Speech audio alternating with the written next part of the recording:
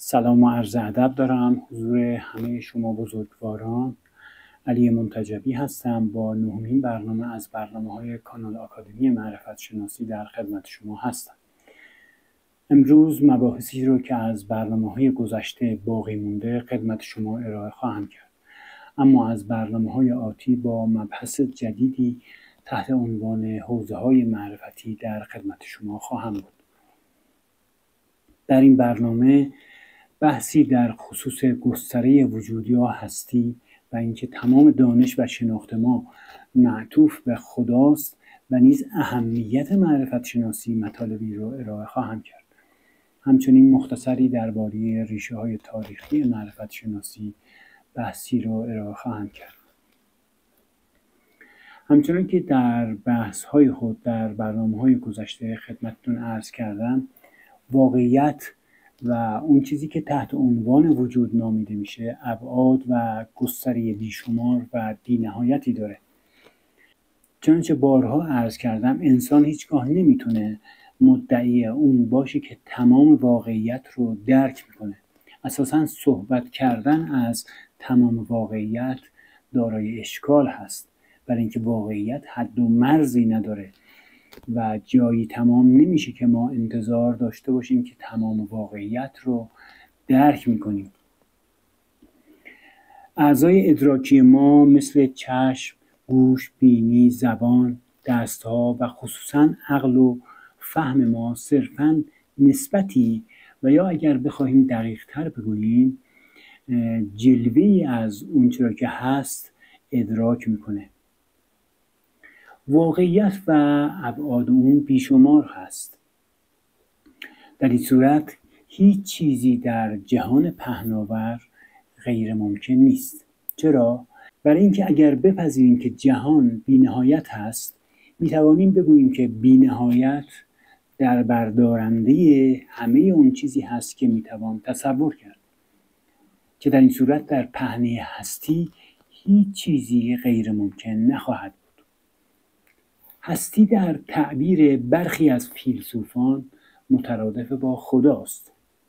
اگر هر چیزی در جهان هستی امکان پذیر باشه و هستی هم مترادف با خدا باشه، به تعبیر دیگه میشه گفت که خدا بر هر چیزی قادر و تواناست.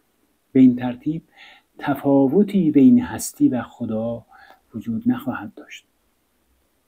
البته من نمیخوام بگم که اشیاء جهان مثل سنگ، کوه، درخت، آب، انسان، حیوان و اشیاء دیگر معادل با خداوند هستند، برای اینکه همه اشیاء جهان در معرض زوال و نابودی قرار دارند و میتونن تغییر پیدا بکنن.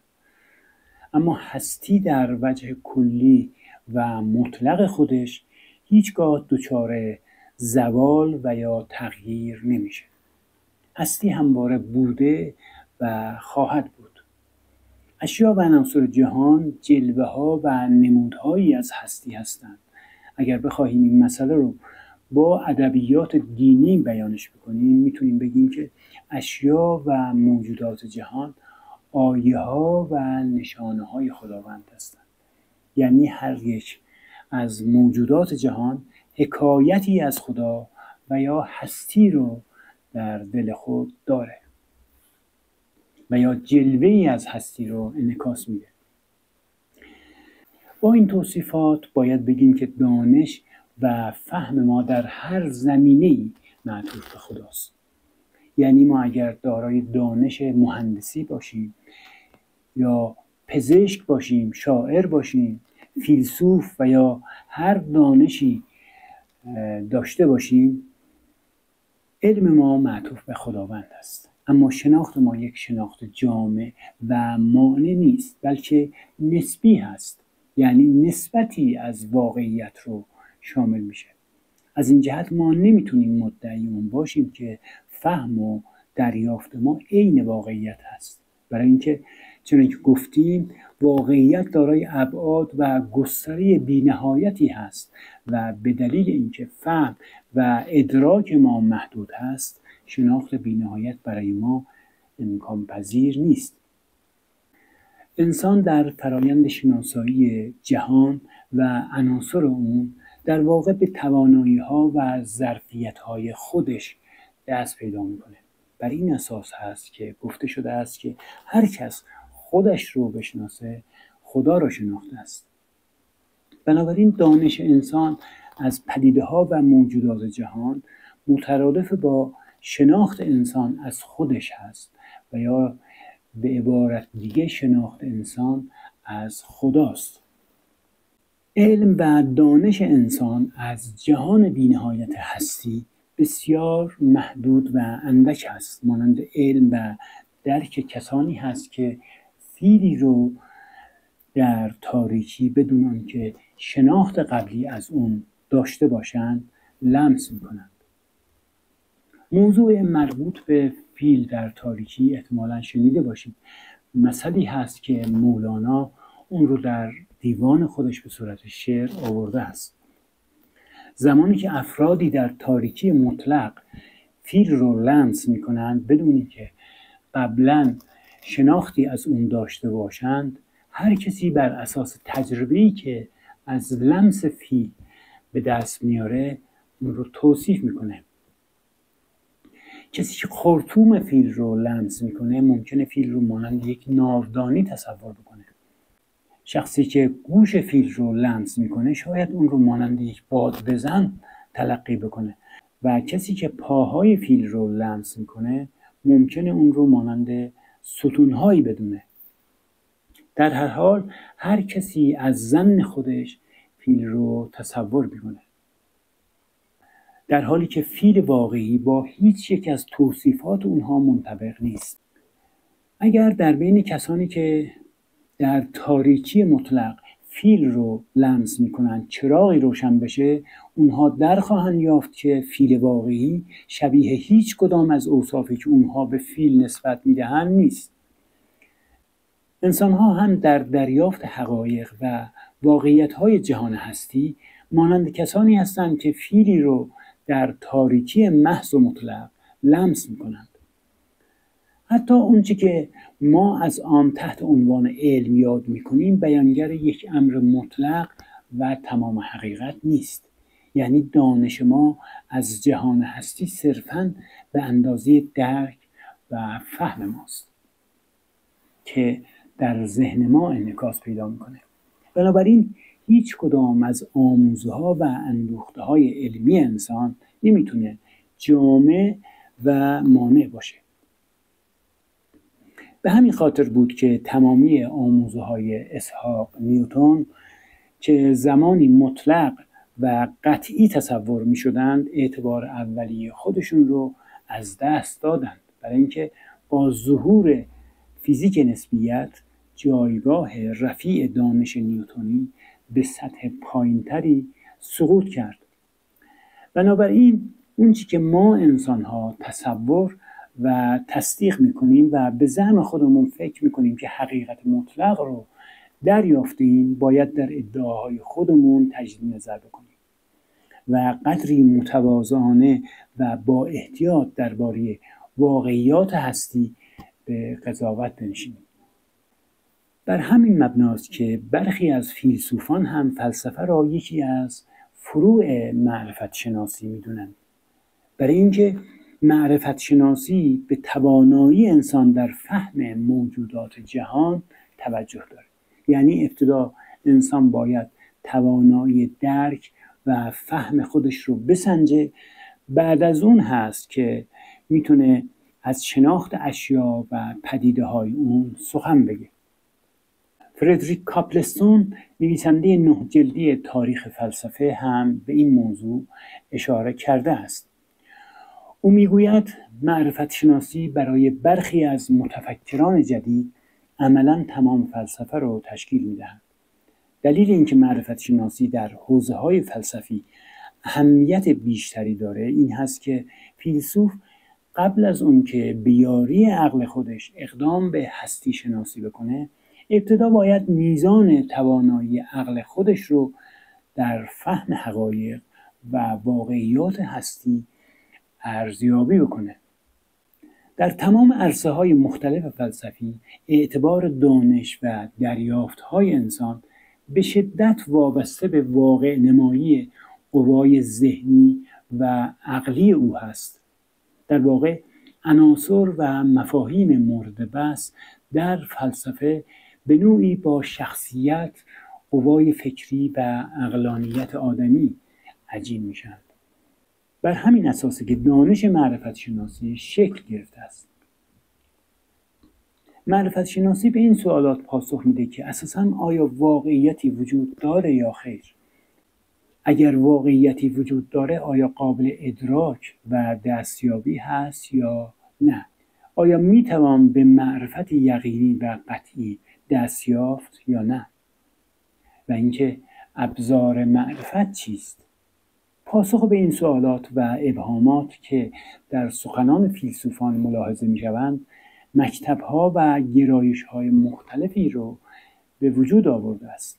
مثلا در نگاه فلسفی دوران باستان، انسان و قوای عقلی او ثابت و معین تصور میشد و همه تلاش‌های اهل حکمت و فلسفه هم صرف توضیح جهان خارج از ذهن میشد. بر همین اساس بود که بحث وجود و آنتولوژی موضوع اصلی فلسفه بود. اما به تدریج سوالات مربوط به مسائل معرفتی در میان اندیشمندان خودنمایی کرد. مثلا هراکلیتوس در شناخت واقعیات به حواس انسان تأکید میکنه، در حالی که پارمنیدس به نقش عقل توجه داره. اختلاف بین هراکلیتوس و پارمنیدس به نوعی در آراء افلاطون و ارسطو هم منعکس شده است. کاپلستون در تاریخ فلسفی خودش میگه افلاطون نشان داد که دریافت‌های حسی چنانچه هراکلیتوس میگوید همواره در حال تغییر و سیرورت هستند. ممکنه چیزی در یک لحظه به نظر کسی سفید و به نظر دیگری خاکستری بیاد. از این رو به نظر افلاطون حقیقت نمیتونه متغیر و بی‌ثبات باشه. به نظر او معرفت حقیقی اولا باید خطا ناپذیر و ثابت باشه و ثانیاً واقعی باشه. اما محسوسات این ویژگی رو ندارن. از نظر افلاطون معرفت واقعی متعلق به کلیاتی هست که مسل نامیده میشه.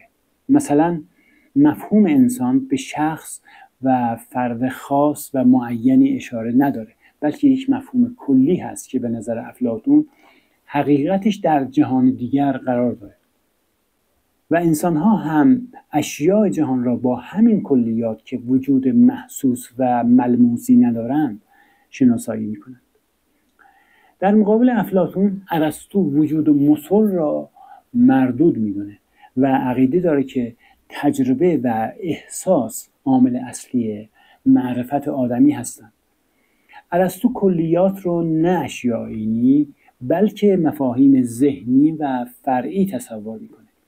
اگرچه افلاطون و ارسطو تا حدودی توانستند ابهامات معرفت شناختی زمان خودشون رو پاسخ بدهند، اما شبهه‌های ایجاد شده مهمتر و گسترده‌تر از آن بودند که ابتدا به نظر می رسید. سوفسطائیان کسانی بودند که گفته‌های افلاطون و ارسطو رو مردود می دونستند. اونها سوالاتی مطرح کردند که هنوز هست به پاسخ قطعی نرسیدند. سوفسطائیان می گفتند چقدر از آنچه که ما فکر می کنیم درباره طبیعت می دونیم واقعاً عینی هست و یا ساخته ذهن ماست. آیا دانشی که ما درباره طبیعت داریم مطابق با واقعیت هست؟ یکی از سوفسطائیان معروف که احتمالاً اسمش رو شنیده باشین به نام گورگیاس مدعی میشه که اساساً چیزی به عنوان واقعیت وجود نداره و اگر هم وجود داشته باشه ما نمیتونستیم به اون علم پیدا بکنیم و اگر میتونستیم به آن علم پیدا کنیم امکان این که بتونیم علم خودمون رو به دیگری منتقل بکنیم وجود نداشت. افراد دیگری مانند کانت هم به نوعی به حدود معرفت انسان پرداختند. کانت به شأن پدیداری واقعیت قائل بود. پدیدار در اصطلاح فلسفی داده‌هایی از واقعیت عینی هست که در ذهن آدمی انعکاس پیدا میکنه. بر اساس معیارهای پدیدار شناختی انسان موجودات جهان هستی رو با عینک ذهنی و با توجه به ظرفیت‌های ادراکی خودش در میابه. کانت هم معتقد هست که انسان قادر نیست جهان را آنچنان که هست، یعنی جهان نفس الامری رو دقیقاً مطابق با واقع دریابه، بلکه صرفاً بر اساس ظرفیت‌های ادراکی و احساسی خودش میتونه واقعیت رو شناسایی بکنه. اما کانت در آموزه‌های خودش به نوعی با تناقض مواجه شد. کانت از یک طرف تاکید داره که انسان نمیتونه جهان خارج از ذهن و نفس الامری رو فارغ از ظرفیت‌های ادراکی خودش دریابه و از طرف دیگه میپذیره که درک و دریافت آدمی معطوف به جهان عینی و خارج از ذهن است. خب اگر انسان قادر به درک و دریافت دنیای برون ذهنی خودش نباشه، چگونه میتونه حکم بکنه که اساساً دنیای بیرون از ذهن انسان وجود داره؟ البته میتوان گفته کانت رو به طور نسبی، یعنی تا حدودی پذیرفت، برای اینکه گستره جهان هستی اونچنان لایتناهی و بیکران هست که فهم و درک آدمی در مقابل اون تقریبا هیچ هست. اما به هر حال انکار نمیتوان کرد که درک و دریافت آدمی متعلق به جهان عینی هست. به طور کلی ذهن و عین یا جهان برون ذهنی و درون ذهنی دو منبع اصلی برای معرفت آدمی هستند، اما هیچ کدامشون به تنهایی نمیتونه عامل منحصر به فرد معرفت در انسان تلقی بشه. رئالیست ها معتقدند که منبع معرفت و شناخت انسان صرفاً جهان برون ذهنی هست، یعنی اشیا و پدیده های دنیای بیرون از ذهن انسان عیناً بدون هیچ کم و کاستی در ذهن و فکر او انعکاس پیدا میکنه و تبدیل به اطلاعات و دانش او میشه. اما ایدئالیست ها بر این باور هستند که آدمی هیچ راهی به بیرون از ذهن خودش نداره و دانش و آموخته های او هم صرفاً حاصل ذهن و عقلانیت اون هست. اما واقعیت این هست که هیچ کدام از ذهن و این نمیتونه به تنهایی منبع اطلاعاتی و معرفتی آدمی باشه. معرفت انسان برآیند و سنتزی از داده‌های درون ذهنی و برون ذهنی هست. هر شخصی از یک سو بر حسب ویژگی‌ها و مختصات ذهنی و از سوی دیگر متناسب با محیط زندگی خودش واقعیات را به صورت خاصی دریافت میکنه. انسان‌ها به دلیل اون که دارای ویژگی‌ها و مختصات ذهنی مختلفی با یکدیگر هستند، وقایع و پدیده‌های دنیای خارج از ذهن خودشون رو کم و بیش متفاوت از هم ادراک می‌کنند. حتی دوقلوها و کسانی که در محیط کاملا مشابهی رشد و پرورش یافتند، مسائل و موضوعات پیرامون خودشون رو متفاوت از همدیگر دریافت می‌کنند. با این حال افراد بشر مشترکاتی هم دارند. اینطور نیست که فهم و دریافت انسان‌ها کاملا مستقل و غیر از همدیگر باشد. دلیل مشترک بودن فهم انسان این است که اولا دارای محیط و جهان مشترک با یکدیگر هستند. ثانیاً ویژگی‌ها و قالب‌های ذهنی مشابه و مشترکی با یکدیگر دارند. از این جهت میتونن با همدیگر به توافق برسند و اهداف واحدی رو دنبال بکنند. با این اوصاف آنچه که ما به اون دست یافتیم این است که واقعیت کاملا متکی به ذهن ما نبوده و به داده‌های جهان عینی هم بستگی داره. باید بدونیم که واقعیت هیچگاه شکل ثابت، مشخص و غیر قابل تغییری نداره. هر لحظه و ساعتی فهم و درک ما از جهان پیرامون خودمون در حال تغییر هست. زمانی که شاد یا غمگین هستیم، زمانی که سالم یا بیماریم، زمانی که در ایام کودکی قرار داریم و زمانی که جوان یا پیر هستیم، و به طور کلی هر تغییری که در شرایط جسمی و روانی ما ایجاد میشه، واقعیات هم کم و بیش در نظر ما متفاوت خواهد بود.